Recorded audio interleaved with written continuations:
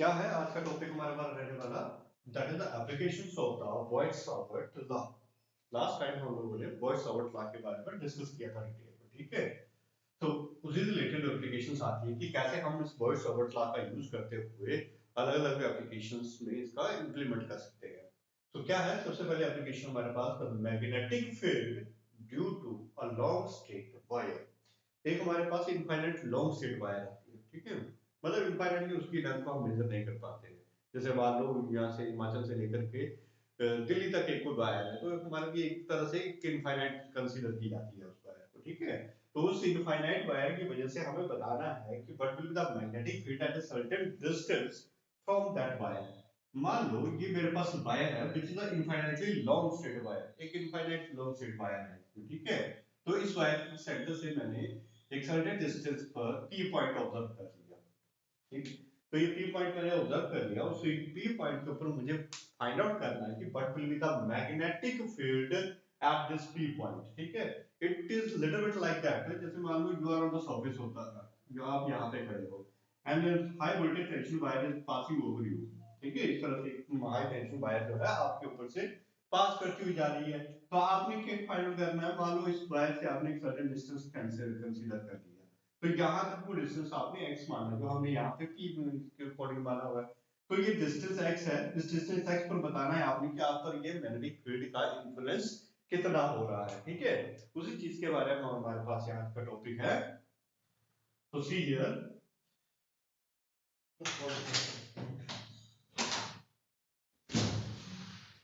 ठीक है। तो ये हमारे पास टॉपिक रहने वाला है, तो इसके रिलेटेड आज हम कैलकुलेशंस करेंगे। तो हम लोगों ने व्हाइट-सावर्ट लॉ की देखा था, तो व्हाइट-सावर्ट लॉ ने बोला था when we consider a small element, अगर हम एक छोटा सा एलिमेंट कंसीडर करते हैं, so what will happen here, the dependence of this magnetic field comes out to be that is mu naught upon 4 pi I dl sin of theta upon r square।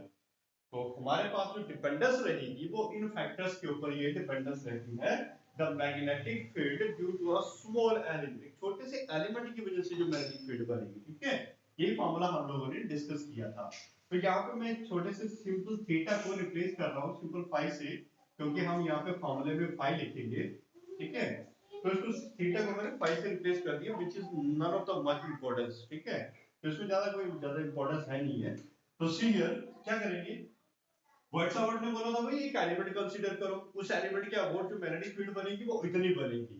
तो ये जो infinitely long straight wire है, मैंने इस wire के ऊपर क्या किया, इस सेंटर पॉइंट से, ये जो सेंटर पॉइंट है इसको हम O कंसीडर कर लेते हैं। इस सेंटर पॉइंट से मैंने क्या किया, एक सर्टेन डिस्टेंस पर जाकर के एक एलिमेंट कंसीडर कर लिया, ठीक है। जैसे कि व्हाइट-सावर्ट ने हमें सजेस्ट किया था, एक एलिमेंट लेना पड़ेगा आप लोगों को, उस एलिमेंट के अबाउट जो मैग्नेटिक फील्ड बनेगी वो ये बनेगी। तो मैंने ये एलिमेंट कंसीडर किया which is at a distance of l from the centre point O, ठीक है। और इस एलिमेंट की लेंथ कितनी लेते हैं हम, dl लेंथ लेते हैं इस एलिमेंट की, ठीक है।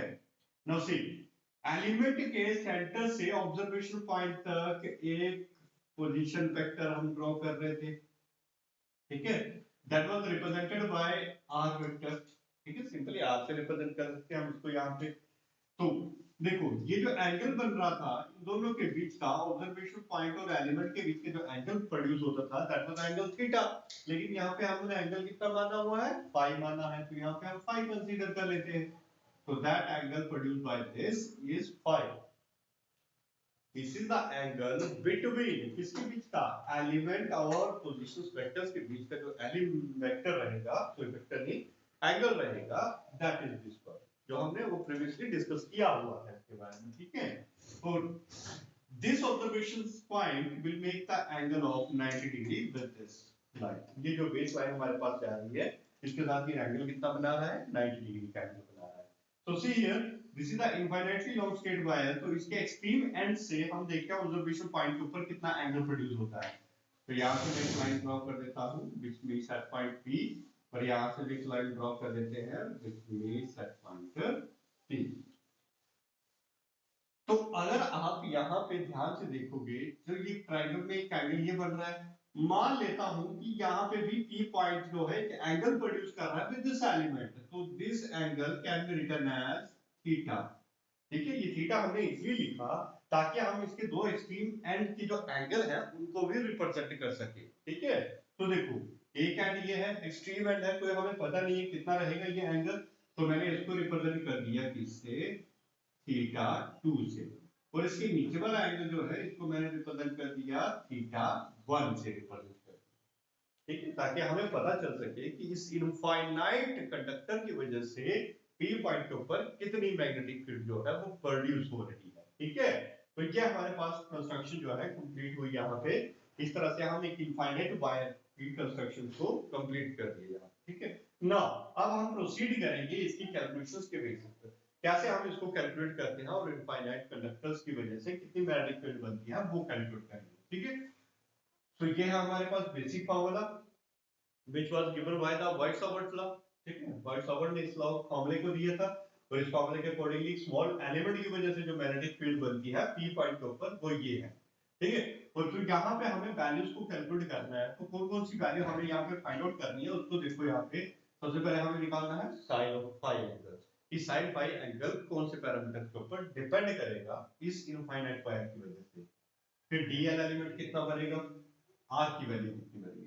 So these are the three main factors which we have to calculate in this formula। ठीक है, तो सबसे पहले निकालते हैं हम sin of phi। तो phi एंगल निकालने के लिए हम एक ट्रायंगल चूज कर लेते हैं OP और इस कोऑर्डिनेट को नाम दे देते हैं Q पॉइंट नाम देते हैं, यहाँ पे जो ज्वाइन हो रहा है। ठीक है, तो मैंने यहाँ पे इसको नाम दे दी है इन ट्रायंगल OPQ। कौन सी ट्रायंगल चूज की, OPQ। लेकिन यहाँ पे एक छोटा सा प्रॉब्लम आएगी आपको। क्या प्रॉब्लम आएगी, क्योंकि इसी ट्रायंगल में दो तरह के एंगल है। ठीक है, तो इन दो तरह के एंगल्स में से आपने कौन सा एंगल चूज करना है वो यहाँ पे देखना पड़ेगा। तो सबसे पहले हम यहाँ पे साइन ऑफ फाई कैलकुलेट करना है। तो फॉर एंगल किसके लिए लिखेंगे, for angle phi, phi angle हमने चूज किया यहाँ पे, तो इसको थोड़ा सा मेंशन कर दिया मैंने यहाँ पे। तो हमने वैल्यू निकालनी है भाई साइन ऑफ फाई की, फाई एंगल है ये। ठीक है, तो साइन ट्रिग्नोमेट्रिक रेशियोज के अकॉर्डिंगली साइन किसके बराबर होता है, पंडित बद्री प्रसाद हर हर बोले सोना चांदी तोले। So according to this ratio, the sine of phi will comes out to be perpendicular upon base, sorry not base, it's a hypotenuse। इसके बराबर आते हैं इसकी रेशियो, perpendicular upon hypotenuse के बराबर आती है।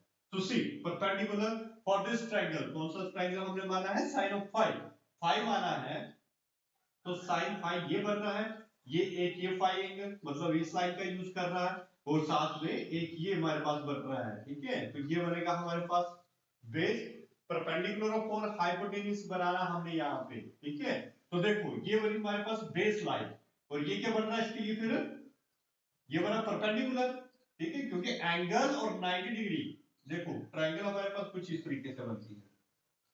हम कैसे डिसाइड करते हैं कि यहाँ पे भाई बेस कौन सा है, मान लीजिए थीटा एंगल है, हम यहाँ पे डिसाइड कैसे करते हैं कि भाई बेस कौन सा है, परपेंडिकुलर कौन सा है, हाइपोटेन्यूज कौन सा है। बेस कैसे डिसाइड किया जाता है, जिस लाइन के ऊपर दोनों के दोनों एंगल प्रोड्यूस हो रहे हैं, थीटा एंगल और 90 डिग्री का एंगल, तो that will be termed as the base. ठीक है, और ऑब्वियसली ये 90 डिग्री का एंगल है तो दिस इज द परपेंडिकुलर, और जो बचती है हमारे पास उसको हम क्या बोलते हैं, हाइपोटेन्यूज। तो देखो फाई एंगल और 90 डिग्री का एंगल ये लाइन प्रोड्यूस कर रही है, O से लेके Q तक लाइन प्रोड्यूस कर रही है। ठीक है, तो ये किसका काम कर रही है, अब बेस का, ये परपेंडिकुलर का, और ये किसका काम करेगी, हाइपोटेन्यूज का काम करेगी। तो according to this ratio we can write it as perpendicular की वैल्यू मेरे पास आ जाएगी x अपॉन हाइपोटेन्यूज की वैल्यू आई मेरे पास r। ठीक है, तो यहाँ पे हमने साइन ऑफ फाई की रेशियोस निकाल दी, किसके बराबर आएगी, so that will be equivalent to the x upon r।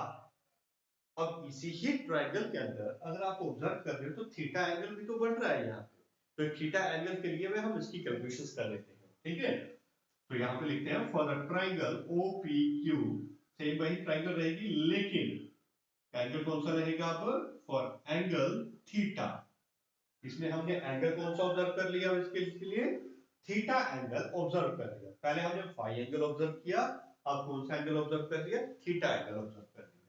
ठीक है, for theta angle we have to calculate यहाँ से हम रेशियो निकालेंगे सेम यही x अपॉन r किसके बराबर आता है, क्योंकि हमें sin ऑफ फाई की वैल्यू को एग्जैक्ट पता करना है। तो मैंने यहाँ पे क्या किया, किसकी वैल्यू निकाल देता हूँ, cos ऑफ थीटा की वैल्यू निकाल देता हूँ। ठीक है, तो cos थीटा को हम देखते हैं यहाँ पे एनालाइज करके। ये अदरवाइज हमारे पास ये लेंथी कैलकुलेशंस होती है, तो इसको हमने सिंपली समराइज करके छोटे से फॉर्म में लिख दिया, डायरेक्ट लिखते हैं इसको। ठीक है, तो यहाँ पे cos थीटा किसके बराबर होगा, base upon hypotenuse, base upon hypotenuse के बराबर।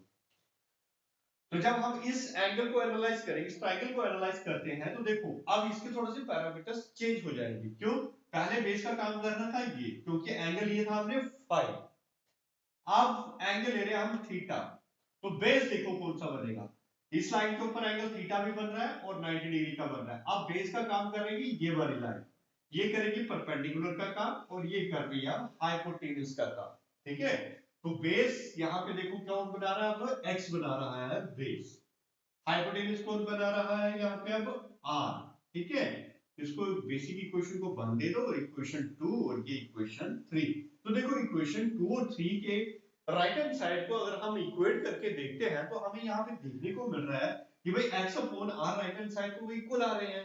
सो इन दोनों इक्वेशंस को इक्वेट करके हम ये बोल सकते हैं, since sin of phi will be equivalent to the cos of theta, कि sin phi की वैल्यू जो है वो किसके बराबर रहेगी, cos थीटा के बराबर रहेगी, क्योंकि हमने इन ट्रायंगल्स को एनालाइज किया और एनालाइज करने के बाद हमें ये कंक्लूजन मिला, और कंक्लूजन में हमने ये देखा कि sin of phi जो एंगल बन रहा था वो किसके बराबर आ रहा है, cos of थीटा के बराबर आ रहा है। आगे जाता है हमारे पास एक फैक्टर हमने निकाल लिया, sin phi की वैल्यू हमारे पास क्लियर होगी। इसी इक्वेशन 3 का यूज करते हुए हम r निकाल देंगे यहाँ पे। ठीक है, क्योंकि sin phi की फॉर्म में नहीं निकाल रहे हैं, हम इसको किस में कन्वर्ट कर रहे हैं, cos में कन्वर्ट करेंगे। उसका भी पीछे एक रीजन है क्यों इसको cos में कन्वर्ट कर रहे हैं हम लोग, क्यों नहीं हम sin में रहने दे रहे हैं। ठीक है, तो उसके बारे में वहां बाद में डिस्कस करते हैं। तो देखो यहाँ पे मैं यूजिंग इक्वेशन 3, यूजिंग इक्वेशन 3, मैं इक्वेशन 3 का ही यूज करता हूँ और मुझे निकालना है r की वैल्यू। तो देखो इक्वेशन 3 है मेरे पास, cos of theta is equal to x upon r। तो यहां से मैं इसको एनालाइज करके कुछ ऐसे लिख दूं, x upon cos of theta. तो एक और मेरे पास वैल्यू आ गई, r की वैल्यू जो मुझे निकालनी थी मैंने वो भी निकाल ली। ठीक है, गिव दैट इक्वेशन नंबर, इसको इक्वेशन 4 दे दो and this is the equation 5। जो वॉइस ओवर ने मेरे पास यहाँ पे वैल्यूज दी हुई थी, ठीक है, तो उसके अकॉर्डिंगली मैंने यहाँ पे ये 4-5 वैल्यू जो है वो कैलकुलेट कर ली। स्विच ये 3 वैल्यू में से मैंने कितनी वैल्यू कैलकुलेट कर ली, 1 और 2 वैल्यू यहाँ पे हमने कैलकुलेट कर ली। ठीक है, now we have to calculate the DL. अब हमें किसकी वैल्यू निकालनी है भाई, डीएल की वैल्यू निकालनी है। कैसे हम इस डीएल की वैल्यू को कैलकुलेट, ठीक है, तो अब हमारे पास यहाँ पे क्या टास्क आता है, डीएल की वैल्यू को निकालने का। तो डीएल की वैल्यू कैसे निकालें, फॉर ट्रायंगल ले लेते हैं, चूज कर लेते हैं। देखो डीएल इसी ट्रायंगल में बन रहा है ना, फॉर ट्रायंगल ये ओ पी क्यू, सेम वही ट्रायंगल हम दोबारा से चूज करेंगे।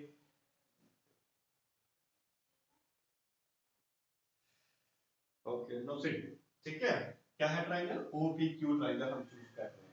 हमने यहाँ पे सारा पैरामीटर को किस में कन्वर्ट कर दी है, थीटा में कन्वर्ट किया। देखो साइन फाई को हमने किस में कन्वर्ट किया, थीटा में। यहाँ पे भी हमने वैल्यू किसमें दी, थीटा में। तो यहाँ पे भी कौन सी ट्रायंगल के लिए, ट्रायंगल तो हमारे पास एक ही है लेकिन उसमें 2 एंगल बन रहे हैं, तो मैं कौन सा एंगल यहाँ पे चूज करूंगा, for angle theta, for angle theta, क्योंकि मुझे सारी की सारी वैल्यू मैंने तो थीटा में ही कन्वर्ट कर दी। ठीक है, तो इसलिए मैंने यही एंगल जो है वो चूज किया। अब मुझे देखना है कि मुझे डीएल कैसे मिल सकता है यहाँ पे। तो देखो मेरे पास एल यहाँ पे आ रहा है, एल यहाँ पे बन रहा है, मुझे ये चूज करना है कि मुझे एल से डीएल बनाना है। तो उसको बनाने के लिए कोई मुश्किल काम है नहीं, डीएल क्या है, एक स्मॉलर एलिमेंट है, मतलब एक तरह से डेरिवेटिव है इसका। तो मैं अगर एल की वैल्यू को लेके चलता हूं तो मैं डीएल निकाल सकता हूं। तो देखो इसको कैसे हम चूज करते हैं, सी हियर मैं यहाँ पे इसकी वैल्यू को ले लेता हूं, फॉर एंगल थीटा के लिए हम कर रहे हैं, तो मैंने यहाँ पे ओ क्यू को चूज किया क्योंकि एल मुझे निकालना है, डीएल की निकालनी है वैल्यू। ठीक है, तो ये मैंने कर दिया ओ क्यू। तो ये बनेगा हमारे पास परपेंडिकुलर, क्या बोलते हैं इसको, पंडित बद्री प्रसाद हर हर बोले सोना चांदी तोले। ठीक है, फॉर एंगल थीटा तो फिर हम क्या करते हैं, यहाँ पे इसकी वैल्यू को OP का कंसीडर कर लेते हैं, OP, क्योंकि मुझे यहाँ पे ऑब्वियसली है, मुझे यहाँ पे OL की वैल्यू बनानी है। R की भी वैल्यू मैं ले सकता हूँ, इसमें कोई प्रॉब्लम नहीं है, लेकिन जब R की वैल्यू लेंगे तो उसके पैरामीटर थोड़े से चेंज हो जाएंगे, ठीक है। तो मैंने इसको सिंपलीफाई करने के लिए सिंपल OQ और OP की वैल्यू को चूज किया, which will be equivalent to the perpendicular upon base। ये क्या बना रहा है, परपेंडिकुलर, और ये OP क्या बना रहा है, बेस। थीटा एंगल है ना हमारे पास, इसमें कंफ्यूज मत हो रहा है, ठीक है। हम एंगल थीटा मान रहे हैं, थीटा एंगल कंसीडर किया, तो ये लाइन क्या बना रही है, अब बेस बना रही है। ये क्या है, परपेंडिकुलर, और ये क्या है, हाइपोटेन्यूज।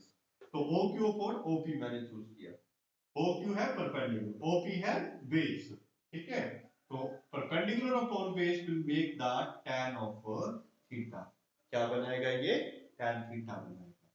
तो see here, tan of theta is equal to OQ की वैल्यू है मेरे पास n, OP की वैल्यू है मेरे पास x, ठीक है। इसको अरेंज करते हैं तो ये कुछ ऐसा बन जाएगा, L is equal to x tan of theta. बात समझ आ गई, L को मैंने अलग कर दिया, लेकिन according to the formula we have to calculate the DL, मतलब एक स्मॉलर एलिमेंट की लेंथ, एक छोटी सी लेंथ को हमें फाइंड आउट करना है।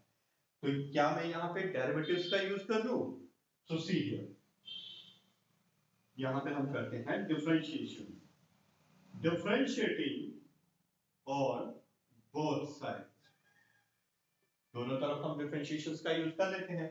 तो डेरिवेटिव्स का जब यूज कर रहे हैं तो यहाँ पे dl is equal to x, x is the constant quantity, भाई यहाँ से लेकर के यहाँ तक की डिस्टेंस तो फिक्स है, आप घूम फिर नहीं रहे, एक जगह पे खड़े हो, उसी पॉइंट के ऊपर आपको वैल्यू निकालनी है। तो x क्या है, कांस्टेंट है, तो डेरिवेटिव किसका बचा है, tan ऑफ थीटा का। डेरिवेटिव ऑफ tan थीटा किसके बराबर होता है, that is secant square theta, किसके बराबर होता है, secant स्क्वायर थीटा, ठीक है, into d theta, derivative of theta again, ठीक है।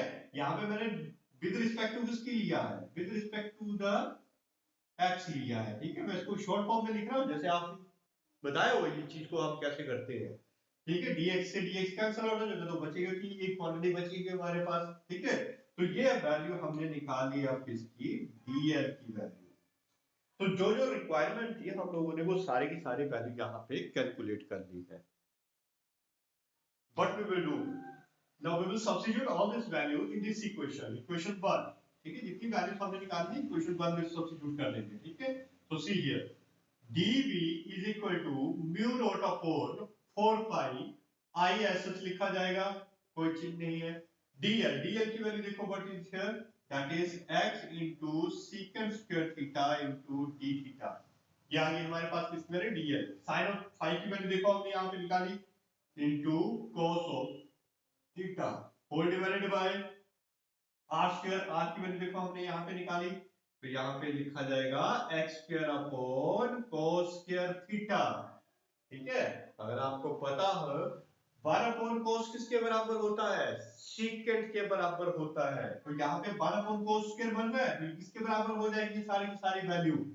So see here, so dv will come out to be mu naught upon 4 pi I into x, एक x से एक x काट दूं, यहाँ पे कट जाएगा ये, तो इसको लिखने की जरूरत नहीं है। अब यहाँ पे बचेगा secant square theta into d theta into cos of theta whole divided by किसके बराबर आएंगे, x into secant square theta।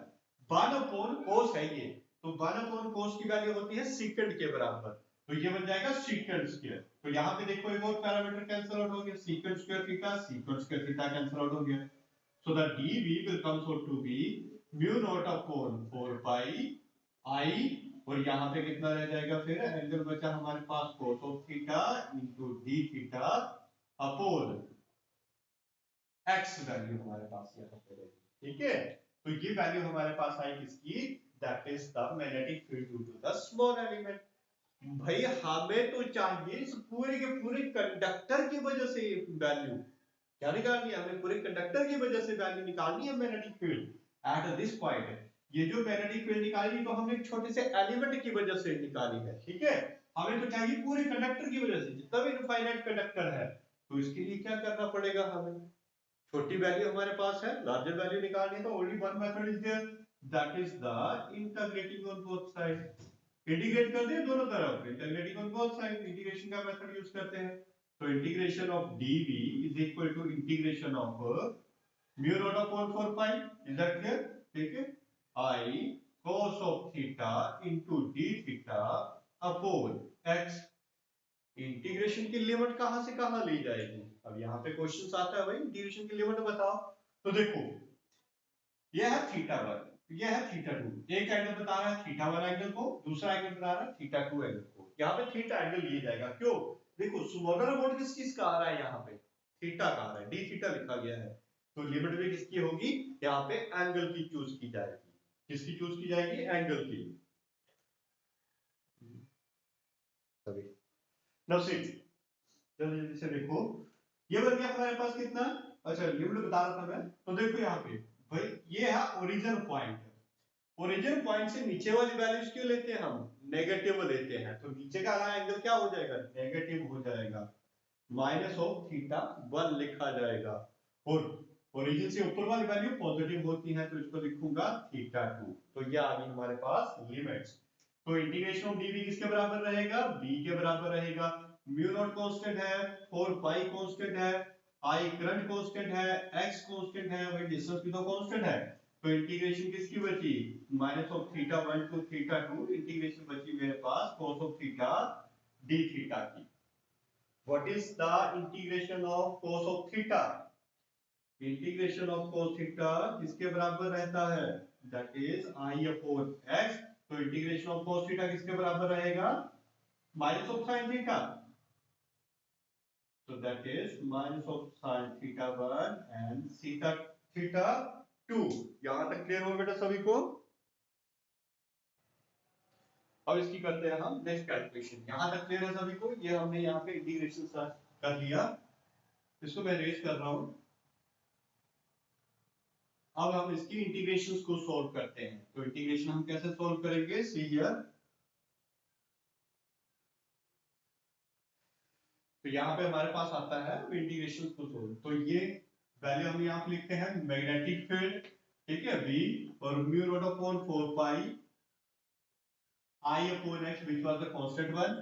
यहाँ पे हम इंटीग्रेशन की लिमिट को सॉल्व करते हैं। कैसे करते हैं? Upper limit minus lower limit. What is the upper limit here?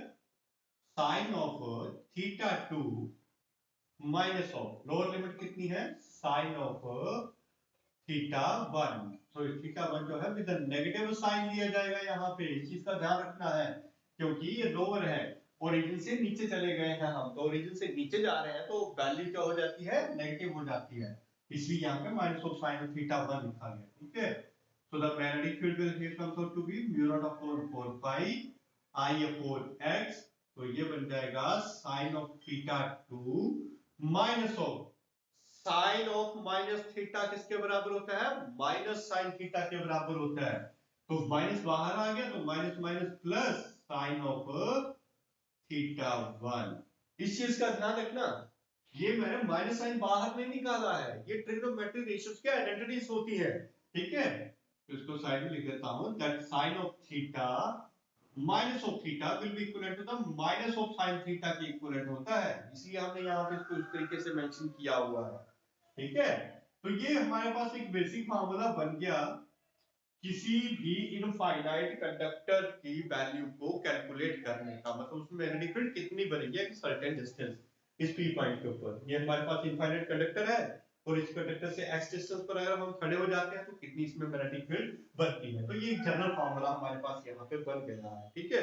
अगर आपको एंगल पता है तो you can easily find out that magnetic field. Mu not upon 4 pi constant h की वैल्यू, I करंट कितना फ्लो कर रहा है वो आपको पता होगा, कितने डिस्टेंस पर आप खड़े हो, भाई जो है वायर है, वायर से कितने डिस्टेंस में आप अपने मैग्नेटिक फील्ड निकालना चाहते हो, और दोनों एंड जो है उसके कितने एंगल प्रोड्यूस कर रहे हैं, ठीक है। यहाँ पे अगर हम मान लेते हैं कि भाई theta 1 and theta 2 will make the angle of 90 degree, कितना बना रहे हैं? अगर ये 90 डिग्री का एंगल बनाते हैं, 90 डिग्री का एंगल क्यों बनाएंगे? See here, this is the earth surface. Earth surface जो एकदम फ्लैट नहीं होती है, इट इज द कर्वेचर। अगर आप यहाँ पे खड़े हो और आपकी टेंशन वायर जो है आपके ऊपर से जा रही, तो टेंशन वायर भी अर्थ सरफेस के साथ ऐसी तो होगी, है ना? ऐसे थोड़ी ना होगी कि मैं भाई एक ऑब्जर्वेशन पॉइंट लिया है और अर्थ सरफेस से ऐसी चलेगी लाइन, तो ये तो टोटली गलत हो जाएगा, क्योंकि सरफेस के साथ ही चलेगी ना वो भी लाइन। तो यहाँ पे अगर हम देखते हैं, जैसे अगर मैं यहाँ से ऑब्जर्वेशन पॉइंट मेरा ये था x, अगर मैं इस तरफ देखता हूँ तो ये कितना एंगल बना रहा है भाई इन दोनों के बीच का 90 डिग्री। इस तरफ भी देखूंगा तो ये भी कितना एंगल बन रहा है 90 डिग्री का एंगल ही प्रोड्यूस करेगा। ठीक है, इसके लिए इनफाइनाइट वायर, वायर जो है स्ट्रेट नहीं जाएंगे, यार सरफेस कर्वेचर की तरह होता है, उसका कर्व्ड होता है, कर्व्ड होने की वजह से ये एंगल कितने बन जाते हैं 90 डिग्री के एंगल बन जाते हैं। इसलिए मैंने यहाँ पे इसको कंसीडर कर लिया कि भाई ये दोनों के दोनों एंगल जो है वो 90 के इक्विवेलेंट हो गए। ठीक है, so it will come out to be v is equal to mu naught upon 4 pi I upon x। तो ये कितना बन जाएगा अब यहाँ पे हमारे पास sin of 90 डिग्री की वैल्यू कितनी होती है 1, कितनी होती है 1 plus 1। So it will come out to be v is equal to mu naught upon 4 pi I upon x into 2. So that is the magnetic field due to the infinite long straight current carrying wire। तो ये magnetic field हमारे पास produce होती है।